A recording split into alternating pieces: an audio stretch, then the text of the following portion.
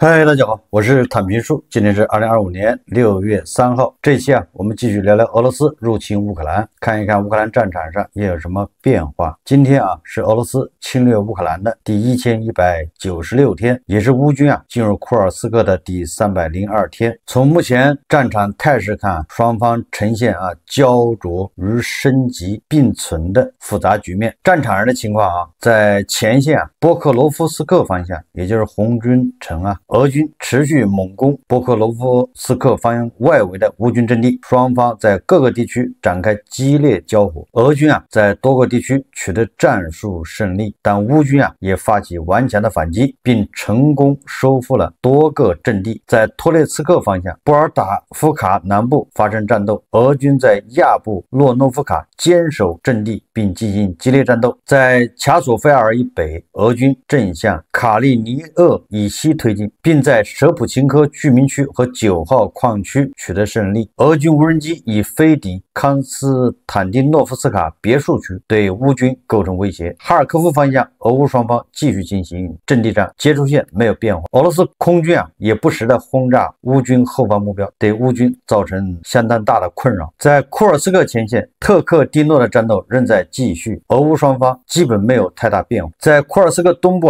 乌军得以推进至污水处理设施西部，该设施在5月初新一轮攻势的最初几天已经被完全控制。在辛普特，乌军试图进入森林地带，但未成功。目前俄罗斯正遭受大规模无人机的袭击，莫斯科、沃罗涅日、图拉、别尔格莱德等地区已进入警戒状态。库尔斯克上空正在进行防空作战。6月2号，俄罗斯国防部在其电报频道上发布消息，俄罗斯武装部队战役战术航空兵攻击无人机、导弹部队和炮兵，摧毁了乌克兰152个地区的攻击无人机生产车间、发射和储存地点、弹药库以及乌克兰武装部队和外国雇佣兵的临时部署点。俄罗斯国防部报告称，自特别军事行动以来，俄罗斯武装部队共摧毁了乌克兰军队663架飞机、283架直升机、6.1万架无人机、609套防空系统、23705辆坦克和其他装甲车辆、1565辆多管火箭炮战车、25577门野战炮和迫击炮、36350台特种装备。发动这么大规模的袭击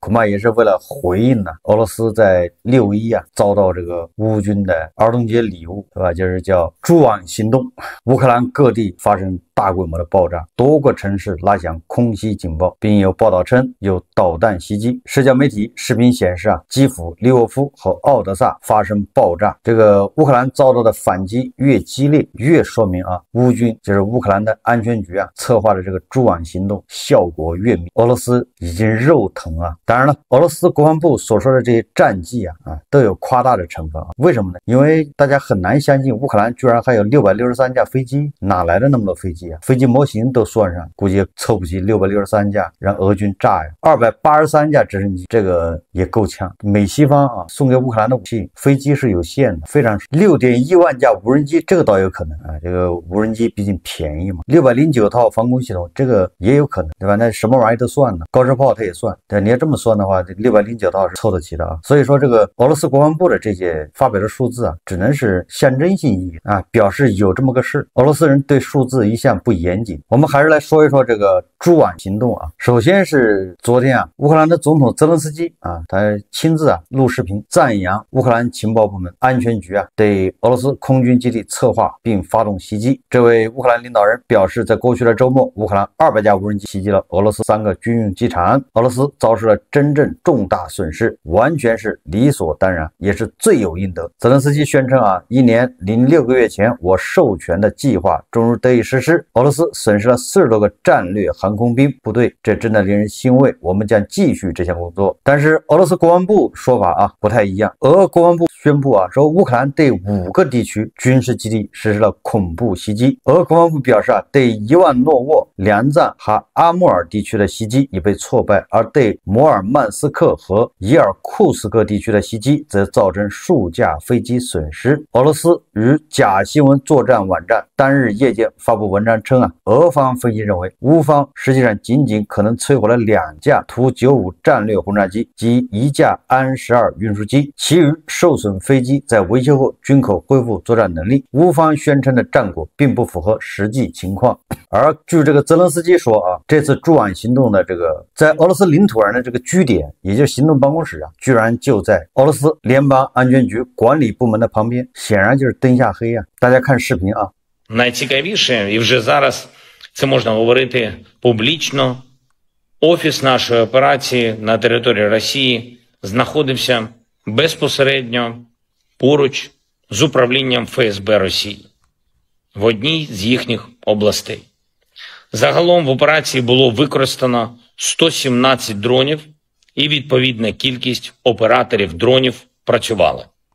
Вражено 34% стратегічних носіїв крилатих ракет на аеродромах базування. Діяли наші люди на території різних російських регіонів в 3 часових поясах. 这个乌克兰人居然在俄罗斯的乌拉尔地区叫车里亚宾斯克开了一家无人机组装厂，什么意思呢？也是实施这次攻击的无人机是在俄罗斯国内组装的，那个厂面积600平米，就在俄罗斯当地制造 FPV 无人机，工人也是当地雇的，这个太神奇了！从世界各地买入原件、零部件，就在车里亚宾斯克开一家无人机组装厂。无人机生产完以后把厂一关，全过程没有遭到俄方任何部门的干预。从侧面也说明了这个俄罗斯的营商环境还是不错的，没有税务部门对吧来查账，工商也没来，消防也没来。你但凡哪个部门过来他这个事情都容易暴露战打了3年半，这个俄罗斯已经被渗透成筛子。更不着调的是有传言说乌克兰安全局采取了这个蛛网行动居然这个灵感不是来自于什么3000年前的特洛伊木马，而是来自于2023年12月1号在社交媒体上有一个网友发帖子，是这么说的说亲爱的泽连斯基，您认为只需要用卡车将无数无人机运送到俄罗斯，然后将这些卡车放置在军用机场附近，让他们在近距离内执行任务，怎么样？乌克兰的安全局很有可能是注意到了这个主意认为这个方案可行，受这个启发根据俄罗斯媒体报道说调查人员对最近在该国不同地区针对军事设施大规模袭击中发射无人机的卡车司机进行了讯问，他们都讲述了非常相似的故事，并且所有线索都指向同一个人。据巴扎这个媒体报道说其中一位受访者55岁的车里亚宾斯克司机亚历山大 Z 表示，他接到了一位37岁的企业家阿尔乔木的订单，将木屋也就是里面装了那个无人机的木屋运送到摩尔曼斯克州的克拉区，汽车由阿尔乔木本人提供。亚历山大大声称在途中一个陌生人给他打电话，告诉他确切的停车地点和时间，最后一站是无人机起飞的军用机场旁边的俄罗斯石油加油站。也就是这个亚历山大 Z 这个司机他把这个车开到加油站的时候就接到了电话指示，说让他下车，在那等着人来交接。而61岁的司机安德烈 M 讲述了几乎同样的故事，他也为阿尔乔木的卡车工作，也运输木屋，但这次是到伊尔库斯克地区。当他的车停在乌索利耶西伯利亚这个咖啡馆附近时，无人机就开始从卡车后面飞出来。卡车最终抵达梁藏和伊万诺沃地区的司机也给出了类似的证词，其中一人是46岁的谢尔盖，正在将一座模块化房屋运送到梁藏，但在途中他的斯堪尼亚卡车的车底被吹掉了，无人机开始从车内飞出。在伊万诺沃机场发射无人机的卡车也是在车里亚宾斯克装载的，属于同一辆阿尔乔木。说调查已经以恐怖主义罪名立案调查，目前特工正在寻找阿尔乔木。根据初步数据，他是乌克兰人。乌克兰的这个安全局利用卡车达到目的，实施这个计划看着是非常的娴熟啊。上一次炸克里米亚大桥也是卡车，这里有个悬念啊，什么悬念呢？就是这些 FPV 无人机啊，它在这个俄罗斯境内用的是谁的网络？这个乌克兰安全局说啊，他们用的是俄罗斯人的电信网，但我想这个可能性还比较小，有可能他们在这一块有所隐瞒。我个人推测很有可能是德国或者英国甚至有可能是法国帮着提供的一些信息或者用的是卫星因为这个时候他用马斯克的星链是可能的，乌克兰自己也没这技术，当然了也有可能用的就是俄罗斯自己的这个电信网络。执行这一次蛛网行动计划的就是乌克兰安全局局长马柳克。这个马柳克才42岁，可以说这个给乌克兰立了奇功给俄罗斯造成了重大的损失，打击了俄罗斯的嚣张的气焰。这个姓马的个个都很厉害，国内有马化腾、马云，个个身手不凡；国外有马斯克、马柳克，对吧？这个狠人都姓马。还有一个马保国也不能小看马保国创造了闪电五连鞭，现在被车臣的抖音部队广泛的借鉴到乌克兰战场，也是受这个闪电五连鞭的这个启发这个车臣的抖音部队发明了这个闪电五连发。这个乌克兰实施了蛛网计划以后获得了美西方的一致好评比如说土耳其通讯社就写道，这是俄罗斯战略机场安全保障的彻底失败，没有机库，没有干扰，没有武装警卫，损失惨重以色列的这个摩萨德6月1日在社交媒体上对乌克兰同行壮举不吝赞赏，发布了乌克兰总统泽连斯基手持通缉令扑克牌的 AI 图片。这个以色列人不喜欢玩这一套，动不动搞一副扑克牌，把那要通缉要斩首的人印在上，结果他们给泽连斯基也 P 了一个 AI 图片，手持扑克牌，然后配文说谁说乌克兰手里没有牌？摩萨德的这个社交媒体这个帖子获得了潮水般的高赞评论。当然了，这个摩萨德也是为了讽刺特朗普说泽连斯基手里没有牌。乌克兰袭击俄罗斯的这个机场以后特朗普第一时间发表声明说我不知道这件事。有一位乌克兰政府官员表示，乌克兰并没有在事先通知特朗普政府这次袭击计划。俄罗斯官方把这次攻击定义为恐怖攻击。本次袭击据称给俄罗斯造成了70亿美元的损失，摧毁了俄罗斯1/3的战略轰炸机，而且是没有办法再继续修复甚至没有办法再继续恢复它的这个空军的战斗轰炸机的能力。然后网上还有传言说根据俄罗斯媒体报道，当地时间就是今天上午，就是6月2号的上午在收到俄罗斯4大空军基地昨天遭无人机袭击损失报告后，俄罗斯空天军司令叫谢尔盖·科比拉什将军在自己的办公室结束了自己的生命。但是这个消息未经证实都在传言。我记得乌克兰的陆军司令因为这个他们的一个训练基地遭到俄罗斯导弹的袭击，造成了应该是10几名乌克兰的士兵的死亡，所以这个陆军司令立马宣布辞职。那你说这个俄罗斯的空军遭受这么大的损失而且无法恢复所以作为这个空军司令自杀也有可能他如果不自杀，普京也不会饶了他，因为这个太丢面子了，大哥要面子。这个俄罗斯的网友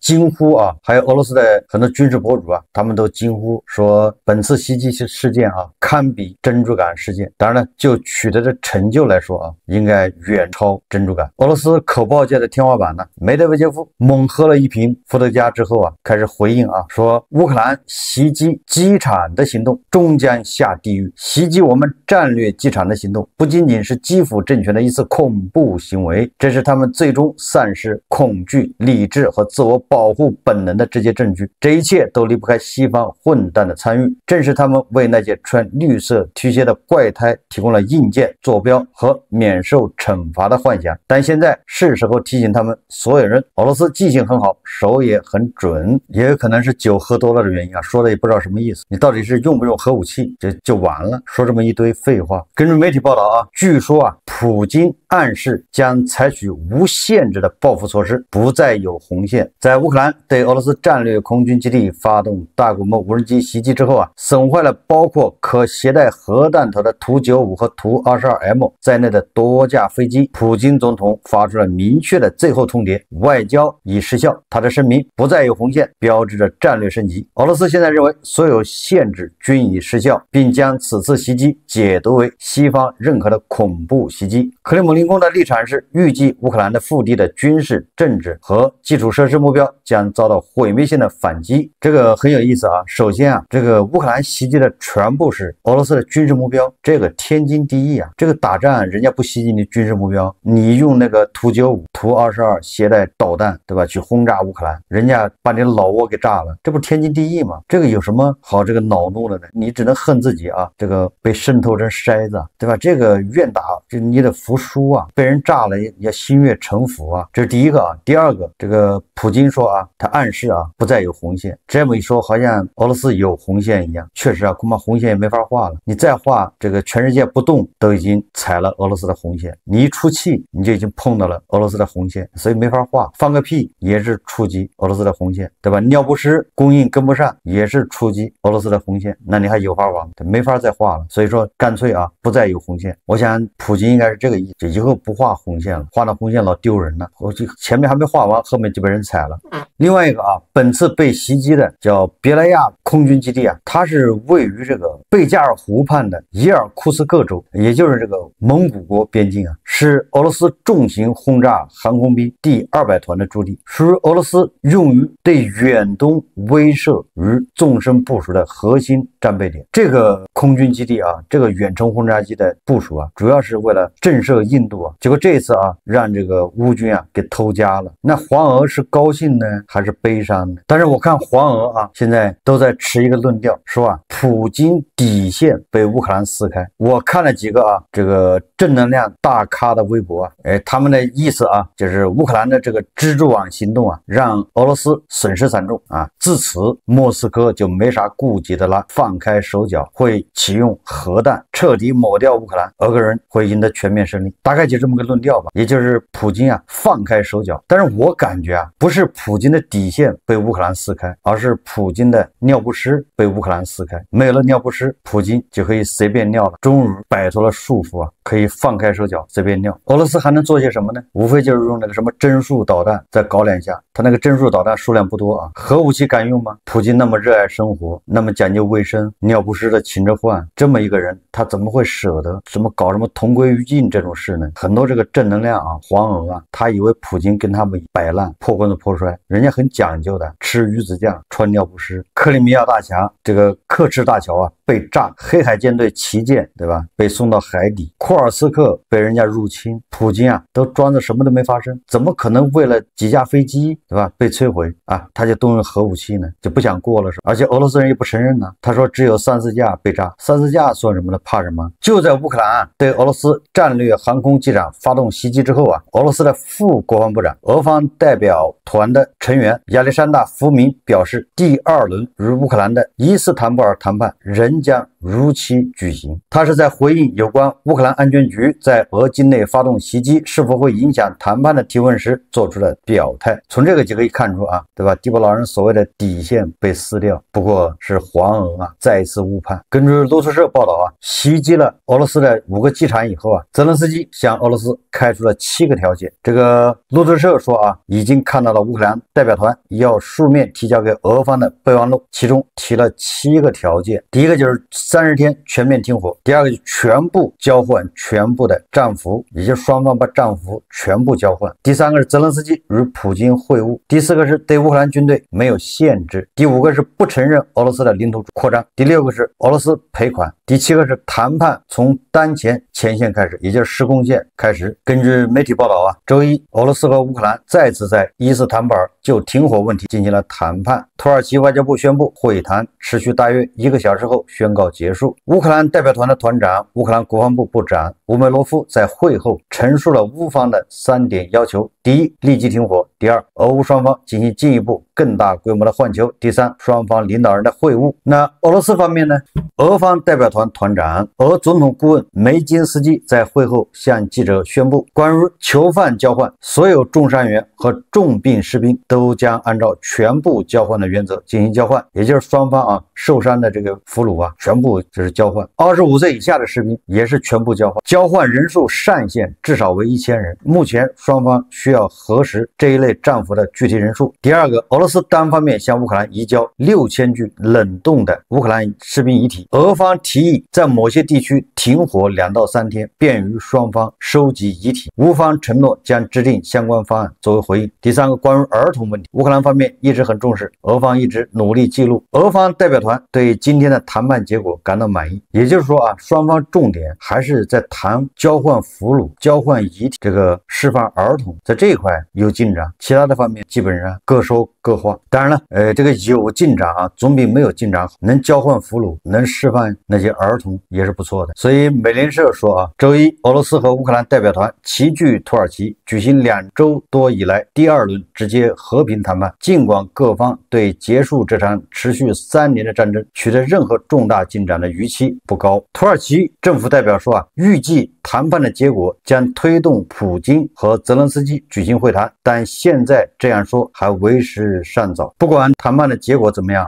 欧盟第18轮制裁马上就要来了。欧盟委员会2日发表声明说欧盟正制定针对俄罗斯的第18轮制裁措施，重点锁定俄罗斯能源收入。新一轮制裁措施将涵盖北溪基础设施、俄罗斯银行业以及进一步下调原油价格上限等。当日，欧盟委员会主席冯德莱恩在柏林会见了美国共和党籍参议员格雷厄姆一行，与美方在对俄制裁方面进行协调。欧盟在会后发表的声明中说格雷厄姆承诺加大对俄制裁，计划将相关法案下周提交至美国国会参议院审议。冯德莱恩对此表示欢迎。冯德莱恩还表示如果欧盟的举措与美国的措施相结合，将大幅增强制裁的综合影响。也就是这个美国的制裁现在还不能确定，但是欧盟的第18轮制裁正在路上。好，这期节目我们就聊到这里，感谢大家收看。如果喜欢我的节目，欢迎订阅转发，也可以在下方留言评论，谢谢大家。